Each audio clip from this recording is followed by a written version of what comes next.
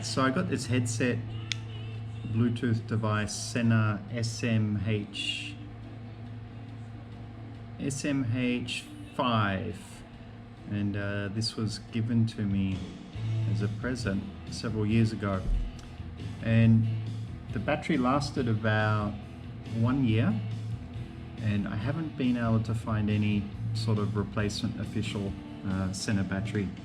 So I decided to pull it apart, and I've got two of them. I pulled the other one apart and found that it's actually a very standard battery. You can see here, and this is it.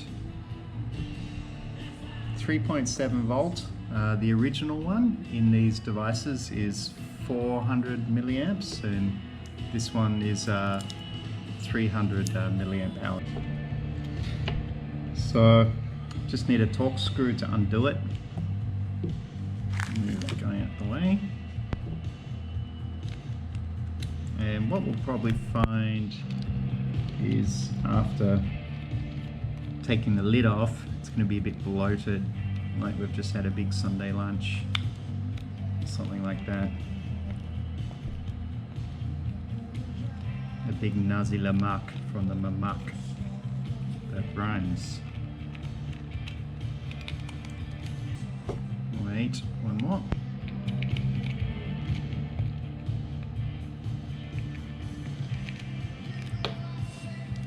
Okay, so it's off.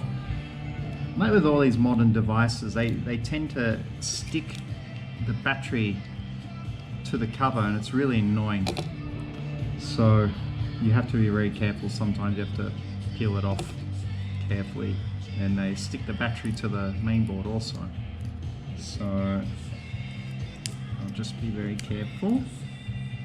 Leverage that off gently. Then, oh my god, this one's very tight. Very sticky. So yeah, so that's it. You can see, here we go. That's it. You can see that battery is very bloated. It's ate a lot, that battery. It still works, but it only has about 10 minutes of life. So the new one, what we have to do is keep those separated. You don't want them to touch. Just transfer this connector, solder it onto those guys there. So just cut it. I've lost my side cutters, so I'm using nail clippers. Well, I'm listening to my Jimmy Barnes Barnzo. Alright, so we have to keep the red with the red for the positive.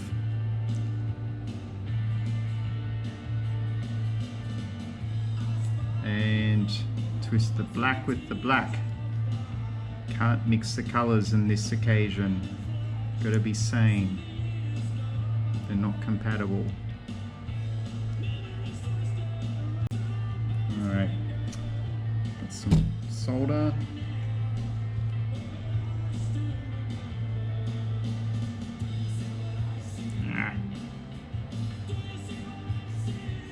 And got a little iron. We'll just solder them together.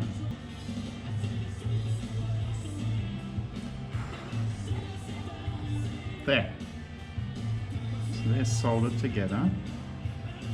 And we'll just put a bit of a heat shrink on there.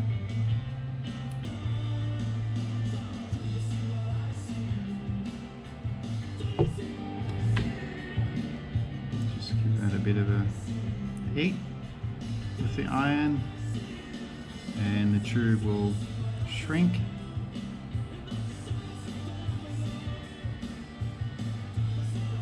Bit of solder there.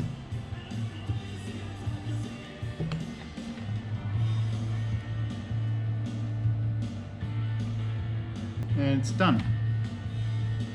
can see that's the end result. Got our connector, heat shrink, and it's fairly solid. So we just pop it back in here.